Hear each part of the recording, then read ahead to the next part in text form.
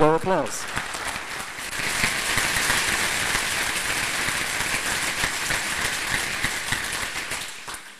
Hi everyone, I'm from Southampton University in the UK, and I'm going to introduce a very small research project that me and four guys who are also in the audience here embarked on our undergrad degree. So one of my favourite creatures is ants. They're capable of incredible collaboration on some amazing projects. They can engineer just like we can. They're also possibly the only animal that has agriculture. There are leaf-cutting ants who farm their own fungus, which in fact only grows in ant colonies, and they use it for food. They're capable of self-assembling into complex structures. There's a species of driver ants who can cross the jungle by day, and then by night they form together and build a structure out of their own bodies. And there are details within that structure. It's not just an amorphous mass. But there's not a single ant there controlling the whole situation. It's just each ant has a simple set of rules that it follows and applies to the stimulus that it receives. And through that, the emergent behavior is really quite complex. The most interesting result of that is that the collaboration scales over millions of creatures in a way that maybe contrasts much of our engineering at the moment. So, wouldn't it be cool if we could do this with robots? That's the drive of swarm robotics research at the moment. These are some research robotics platforms from around the world. The top two from MIT, James McClurkin's Swarm Robotics Lab. Very impressive. And I believe the one on the top left there is the world's biggest robotic swarm at the moment, with over 100 individuals. At the bottom, two from Germany, a very nice collaboration between the universities of Karlsruhe and Stuttgart. I hope my pronunciation doesn't offend you too much. The bottom left one, particularly interesting. It's on the millimetre scale. Unfortunately, that's the only photo I could get, but the top surface there, I think, is 3.5 millimetres long. So really an exciting project. But what really makes these projects interesting is when they scale to large numbers of individuals. And obviously that pretty much comes down to two things. How much do they cost? And can you actually maintain a swarm that large? If you just imagine, I'm sure some of you have got experience with maybe working with microcontrollers or any kind of debugging situation, really. You have to sort of do a lot of tweaks, and there's a sort of cycle of developing and then flashing the code onto the device and plugging things in, unplugging things. Can you imagine doing that 1,000 times over? And what about keeping all of those robots in good charge, and maybe also the mechanics might deteriorate over time? So I think really the answer to maintenance is to get the robots to do it themselves, and we'll talk about that a bit later. So here's our swarm robotics platform. It's the cheapest one in the world, I believe, possibly by a factor of 10. But we think we haven't sacrificed too much functionality. The main thing that makes it cheap is an almost complete lack of custom mechanical components. So everything on there is just a standard printed circuit board, components soldered straight on, including the motors, and that really keeps the costs very low. You can phone up a standard electronics manufacturing company, get of materials and schematics, and they can fabricate these for you for small amounts of money. Incidentally, that's the unit cost for just 25 robots, so a small swarm is affordable just for the maybe the amateur or the very small research group. So at the heart of our swarm robotics system is an MSP430 microcontroller. Many of you may be familiar with these, particularly if you've attended some of the talks or workshops here. It's a 16 megahertz part. It has 16 kilobytes of code space and 512 bytes of RAM. And we think these are sort of a sensible amount of power, which keeps the hardware working and allows some abstraction from that, leaving a little bit of space for some pretty advanced behaviors, which is really the interesting research part for a lot of people. So you can see the robot can interact with the rest of the swarm through its infrared communication channels. There are 3 channels around the device. They're one logical channel, but 3 directions so that you can talk in 360 degrees. And also it can interact with this environment through some sensors and transducers. So it has the motors, which I mentioned, to drive around with. 2 motors and differential drive, so it can steer and so on. Some indicator LEDs to communicate with humans. A photoreflective sensor looking down to measure the reflectivity of the floor. So maybe you could use it to find objectives or maybe even follow lines on the floor. And it has ambient light sensing as well for some rudimentary navigation, which I'll introduce later. So here's the drive system. I'm just going to move through each of these systems and give you a little overview of some of the tips and tricks we've used to keep the simplicity and keep the costs very low. This is the drive system. It uses motors which are typically used to vibrate mobile phones or pagers. They're very, very small and, most importantly, incredibly cheap, particularly because of the large surplus market due to the very quick turnaround times in bringing out new models of mobile phones. Lots of these end up in surplus. So you can pick them up for maybe $1 each.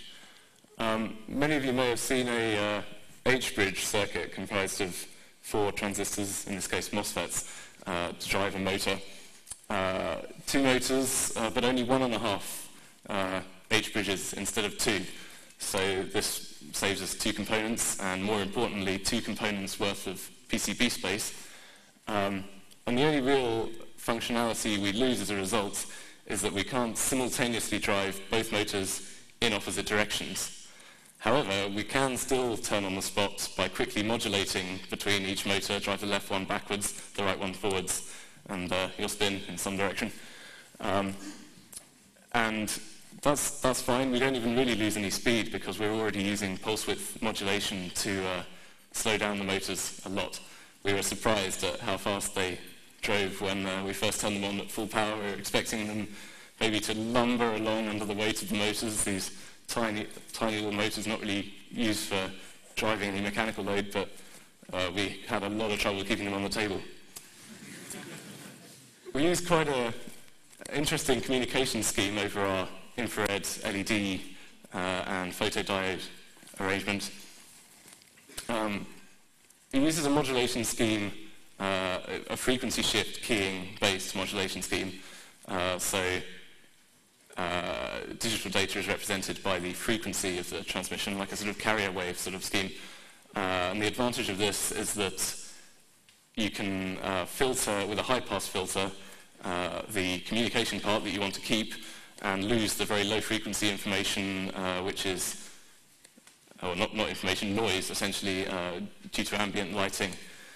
So it makes it somewhat resilient to infrared light, to any visible light from ambient sources. It's pretty much what your TV remote does.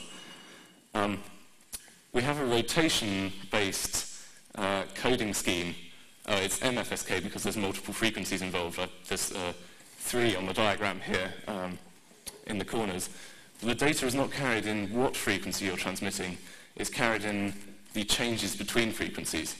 So rotating through this coding scheme clockwise will transmit a series of 1s, and anti-clockwise a series of 0s, and so on. You can twiddle left and right to transmit data. The nice thing about this is that it means you don't have to time the interval between two symbols, which is very resource-consuming on a microcontroller. Instead, you only have to notice when it's changed and in which direction, and that's a new bit. It also means that synchronization is very simple. You don't have to maintain a constant awareness of the communications channel. This scheme I've drawn here with 3 dimensions, but it can go up to much larger symbol sets to transmit data faster at the expense of being more error-prone. So at compilation time, you can just give a command line switch and make that trade-off yourself, depending on what situation you may have. So because we use the infrared links primarily for behavioral research. It's very interesting to see how sort of very small local communication interactions, which are very simple and noisy, can sum to a macroscopic behavior over the swarm. This is what most research groups are aiming for in the swarm robotics research. But also it can help us save the maintenance problem. These MSP430s can program their own flash, so with a bootloader we can program the robots over infrared. And when two robots meet, they say, what version are you? Oh, I'm version 2, I'm version 1. Firmware is downloaded across the link, it brings the new robot up to speed. So hopefully you may only need to program 1 or 2, and the whole swarm is suddenly version 3. This itself can be used for some interesting behavioral studies. So there can be a block of code which is integral to the robots, you know, the kind of low-level hardware stuff driving the motors and the communications links. And then the behavioral blocks can occupy a separate portion of flash, and they can be exchanged between the robots. So they can maybe teach a new robot a new behavior by downloading that piece of code across. And so by having a number of these slots which can occupy these, which these blocks can occupy, you can have a community of small subprograms which occupy the swarm, and the total memory of the swarm is greater than the memory of each individual robot, because as long as one robot has the particular code slab for maybe some sort of behavior or maybe a motor test function or something, as long as it doesn't die out in the community, another robot can have a different set of things, and so the total storage is larger. The infrared communications was also a source of genuine emergent fault behavior in our swarm. We had a simple virus-based scenario where the robots would light a red LED most of the time, and then there'd be a sort of green infection that would come into the swarm and propagate, and it would be more virulent than the red and take over the swarm with greenness. But the CRC check in our communication scheme turned out not to be strong enough, and so a whole new orange virus propagated through the community that just took us completely by surprise.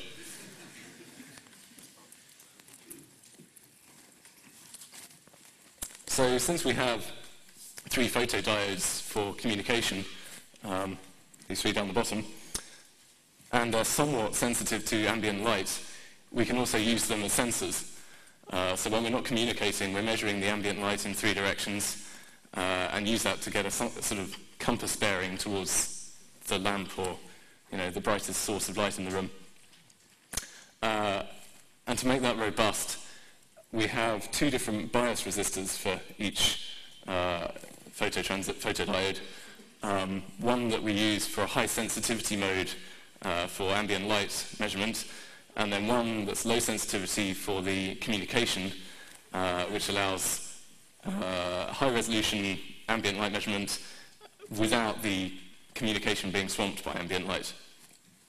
You can also see that high pass filter there to keep those 2 realms separate. We have this floor sensing LED photodiode combination there, and we use that to detect food tokens on the floor. You can also see the battery in the middle there, which is a lithium-ion battery, maybe the sort of size that one would get in a Bluetooth headset or something, but maybe a little shorter and fatter. And it's 320 milliamp hours, which gives us about 1 to 1.5 hours of continual drive time, which also surprised us. That's also as a result of the motors being so much faster than we need. We need only power them for sort of average 50% of the time or something and bring the current right down.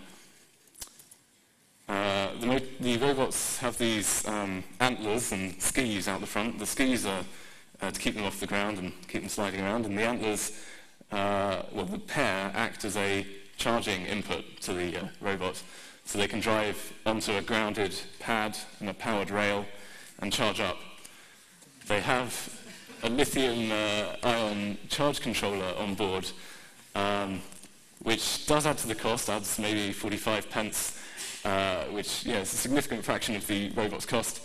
But the real advantage we get is that we don't have to worry about the kind of power source we're giving the robots, or how many there are. We just have to ensure that the power supply is big enough, it can supply enough current to 30 robots at once or whatever, and each robot will manage its own charge. No one will end up overcharged, or ideally not undercharged if they get there in time. That's also an interesting source of behavioural stuff, because when the robots die, you can use the power, the robots need to continue to live, which gives them an objective more basic than any of the behavioural stuff on top, if you code it that way. So now I'm going to talk about actually building these things. It's a sort of example of mass production at home. 25 robots were built in a single day with 9 people. This is a student house, nothing advanced. We've got sat around our kitchen table there, washing up in the background, but don't look at that. And there are people here who have never soldered anything before. By the end of the day, it was a long day, but let's not let that put you off. These people were soldering sub-millimeter 0603 surface mount devices, T-SOP components with 0.4 millimeters between the legs, and reliably too. So we had a very cautious quality assurance procedure.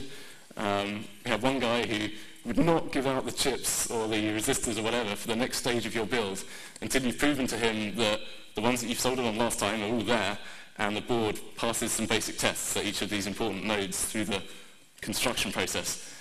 And through that, we ended up with a good way to learn soldering, and believe it or not, 25 working robots after a bit of rework. I mentioned the surplus mobile phone motors, very cheap, but the downside is they come with the eccentric weights on them, which is kind of erratic if you use them to drive robots. So we built this jig to pull the rope, or push the motor through the hole in the weight and discard the weight, because it's virtually impossible to do it by hand, but this really sped things up. The wheels, unfortunately, are the only custom mechanical components. The only part that we couldn't find a commercial off-the-shelf part that we could use instead, maybe a rubber washer or whatever. We had a look, there's nothing out there. So we built a simple tool to essentially press them from rubber sheet, and we used this setup to create about 100 100 wheels in an hour or so, which is not too painful. And there's a little jig there at the bottom for punching a concentric hole in the middle to accept the motor. There's no sort of glue or anything involved, so nothing to gum up your motors. We also have a little programming jig, a little bed of nails here to test the important nodes in the circuit, because connectors are really expensive, so you don't want to use those. Just have some bare copper pads on the PCB and some spring-loaded test pins come down and make contact, and that's a hell of a lot cheaper. So we're going to demonstrate the system to you now. Hopefully it'll work nicely. I shall switch to the video source.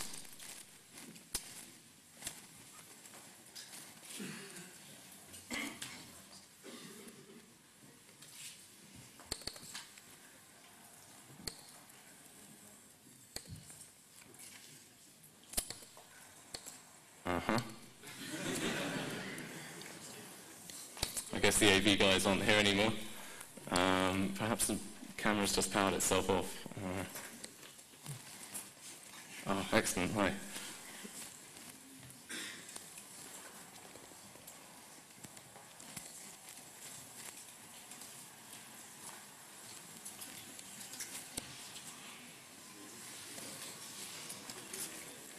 Great.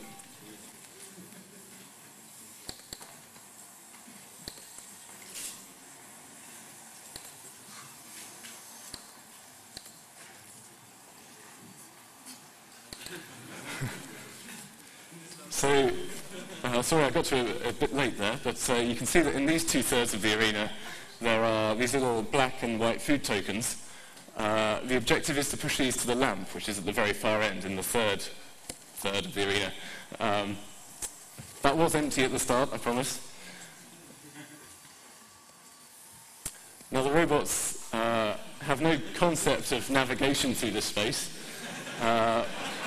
which is maybe evident. They do know when they've hit a wall because they know that their light bearing hasn't changed for a while. So then there's like a watchdog timer and they back out, do a little random spin and carry on. They do a random walk until they encounter a food token, like this one here. And then they'll endeavour to light seek using a kind of Breitenberg-style behaviour. And they'll push tokens to the lamp. I'll invite my colleague Steve here just to tweak the ones which are stuck too horribly, but you know, I want them to do mostly their own thing. The good thing about having 25 robots is that 10 of them can not work very well, and you can still achieve great things. You can see the mood indicator LEDs on the top, and they're reflecting the internal state of the robot. There's red, yellow, and green. The red and yellow may be a little indistinguishable on the video. But they flash red when they're dangerously low on power, then they're trying to avoid the light and get to the charger at the bottom here. So that guy just there, who was just flashing red, thought he was dangerously low on battery power, but has now found some food, and maybe that's more important to him. When the robots have a green LED, they think they've found food, and that engages the light-seeking behavior. They're also always communicating with each other. Whenever they're within a short distance, maybe about 5 to 10 centimeters, they can communicate, and they're asking, or they're transmitting, I last saw food N seconds ago. So this enables the whole community, they average their value with that they've received from everyone else. So through the community, there's a kind of average how much food is there left value, which will gradually drop as all of the food migrates up to the other end. And when the robots all decide that there's not much food left, they'll start flashing green and driving home. That's when they haven't seen food for 30 seconds, or the average of their value with someone else's is under that time. So you can get involved with the Swarm Robots project, the Formica Robotics adventure. They're very, very cheap, as I say, and they're available in the Creative Commons license for the hardware and GPL for the software. You can download them from some URLs, which I'll put up at the end.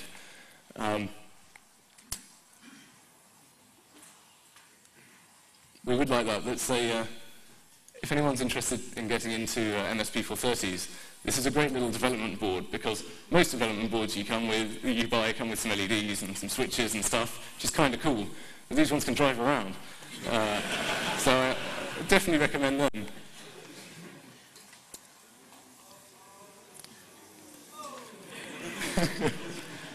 There's the excellent open, or almost open toolchain available for development under Linux, the MSP GCC toolchain. Some of the other talks here have been mentioning that set of software, so I'd recommend it for any of you hardware freaks.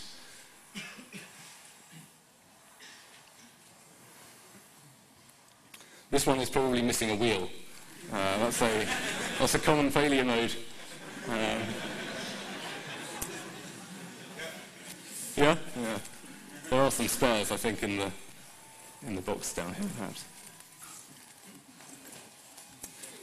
So, I think that pretty much concludes the demo. Everyone flashing here has decided that there's no more food left. A good sort of third of the food is at the far end, which, ain't bad. And these guys are trying to charge. You see he's losing contact there every now and again. If they can test when they're in contact with the charger, and if you disturb them, they'll back up and try again. So try and hold that one away with your finger, Steve. Yeah, just put your finger in front of him. You see him drive forwards there. And he gets really angry after a while. You're right in front. This is my first talk, so occasional blunders. So I guess we can take some questions, if anyone's interested.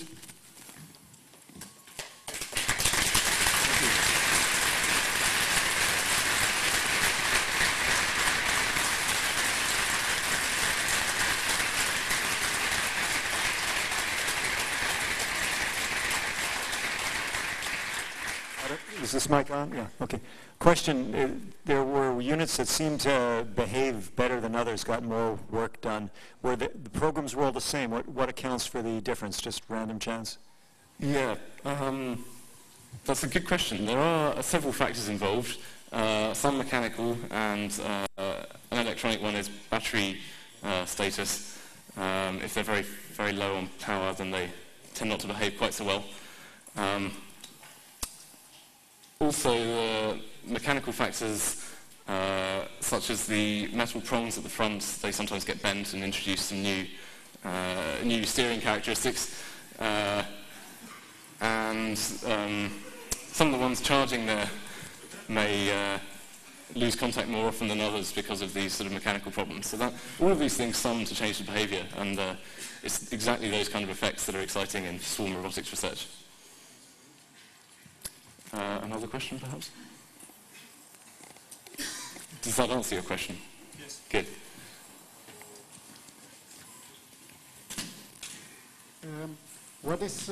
What are all the differences between doing these things in hardware and between simulating them in software?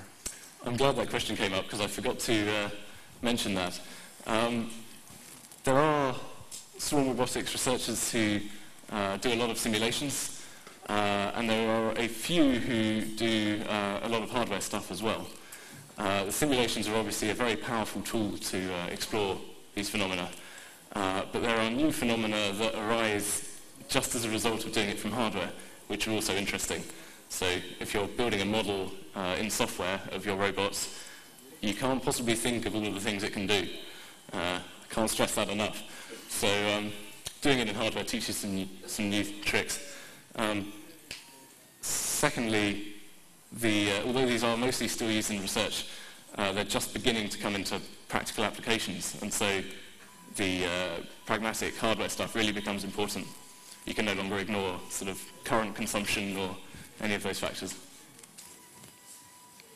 Another question, maybe?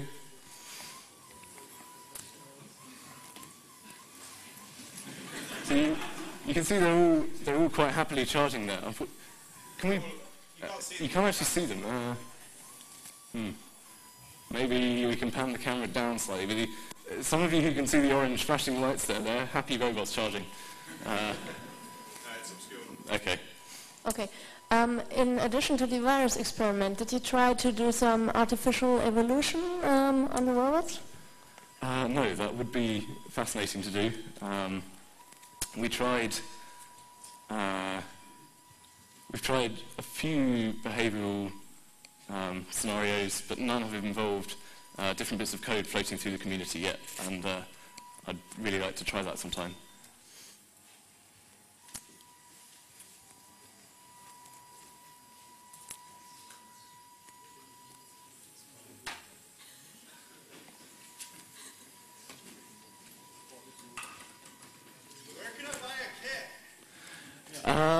Unfortunately, there isn't a kit available at the moment.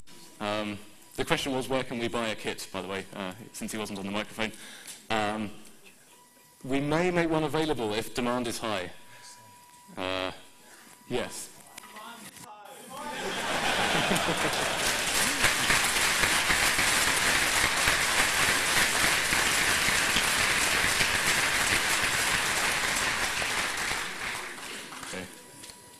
Maybe we can change back to the slide. If that's How long does it take for one robot to transmit its new software to another? Good question.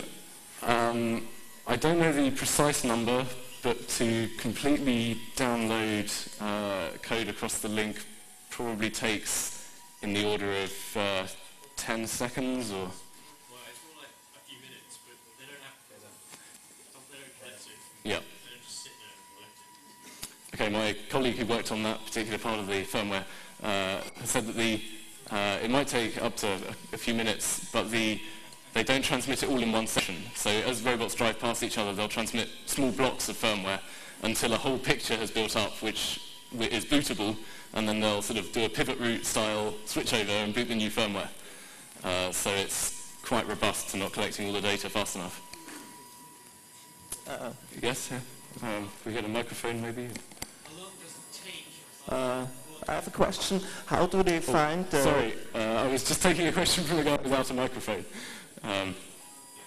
Okay, yes, carry on. How long does it take for the new firmware update to propagate throughout the whole swarm? The question was, how long does it take for a new firmware upgrade to completely propagate through the swarm? The answer yet is that it's untested. But, thank you.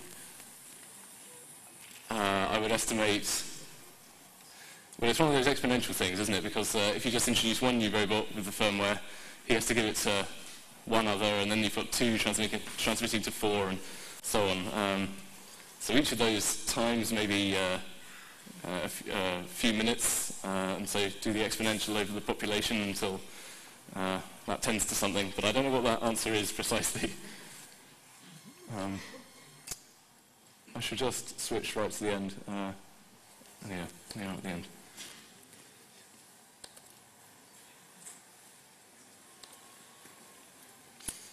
So in answer to the kit, the full design materials are available here, including a bill of materials and the PCB layouts, the schematics, the firmware, everything you need except the PCB.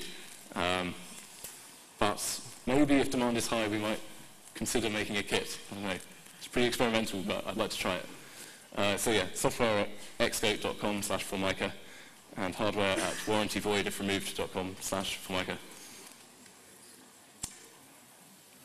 Okay. How do they find the charging station? In this scenario, they're avoiding the lamp. So the lamp is at this end here. They drive towards the lamp to deliver food and then away from it to find the charger. That's all they're capable of at the moment, navigation-wise. Have you talked about maybe sending an infrared signal to find the loading or charging station? We haven't tried that. It certainly may be possible, but you need to know your range away from the charger. Yeah, maybe I guess you can look at the power dropping off, maybe, yeah. Maybe the robots can propagate who can see the charging station. Sorry, say that one more time. Maybe the robots can communicate where the charging station is. Yeah. I'm sorry, yes. Maybe the robots could communicate where the charger is. Yes, they could also do that. So maybe you have a counter which resets when they're at the charger, and then they transfer that information on to other robots, and that would decay with time so that the robots who interact with near the charger know that the charger is nearby. That would probably work, and just from the audience questions, I can see that there's a lot of behaviors that we could try out. And in the 10 weeks of the project, we tried only a tiny, tiny subset. So it would be great to take it further.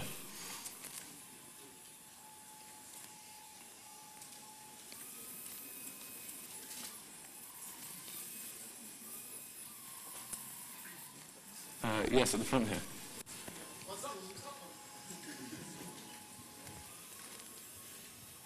Do you already know what the lifetime of the motor is? Until they stop functioning? Yes. What other kind of lifetime is there? Who knows? I suppose mostly that would be limited by the battery. Lithium-ion batteries, as anyone who's owned a recent laptop will know, tend to stop working after a couple of years. So there's that factor. The wheels wear down somewhat as well. The loss becomes really apparent in these small wheels. So we haven't yet changed the wheels, but there are some robots with them running very low after maybe a day of drive time or something. So yeah, that's an issue.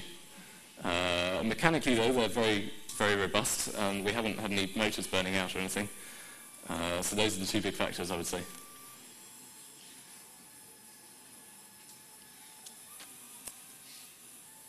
Okay, are we out of time, or any more out of questions, perhaps? We still have time. Okay. Can anyone think of anything? Have I missed anything, team? What about collaborative behavior? Sorry? What about collaborative behavior? Calibrate. Collaborative behavior? Collaborative behavior. Yes, that's the absolute drive of all of this. This is a basic collaborative task here where they have a hive perception, and we've demonstrated that that works. We've also published, we have an abstract published about a demonstration we gave at the Artificial Life Conference in Winchester a few months ago that demonstrated a task distribution algorithm through the community.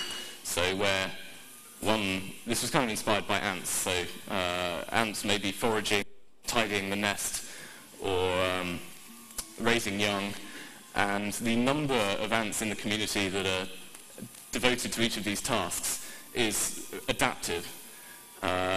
And we showed an algorithm working on the robots that emulated that sort of behavior in a completely decentralized way. And the interesting thing about this algorithm was that the tasks were a one-time only thing, and the ants would forget a task if another ant hadn't told them about it. And so the challenge was to maintain all of these tasks swimming around in the population without them dying out, and it worked quite nicely.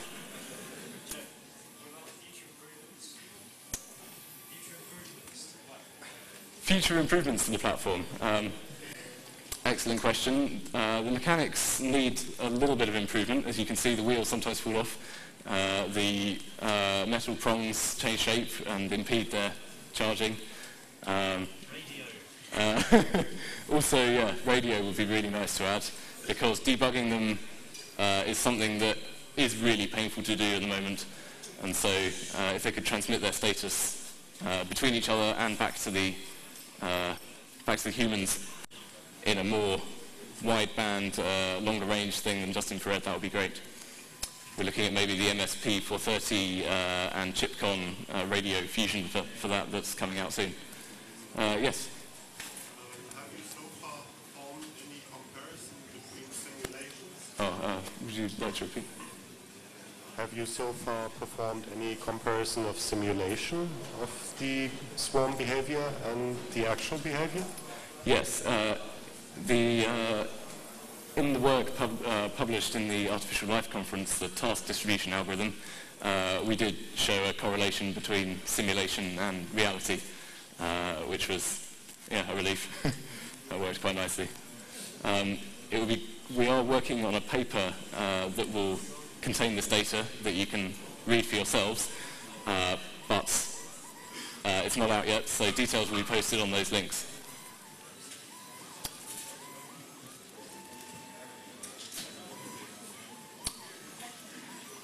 Okay. Well, if there's no more, I guess we'll wrap it up there. These are my other interests. If anyone fancies talking to me during the conference about any of these, that would be great. But otherwise, thank you and goodbye.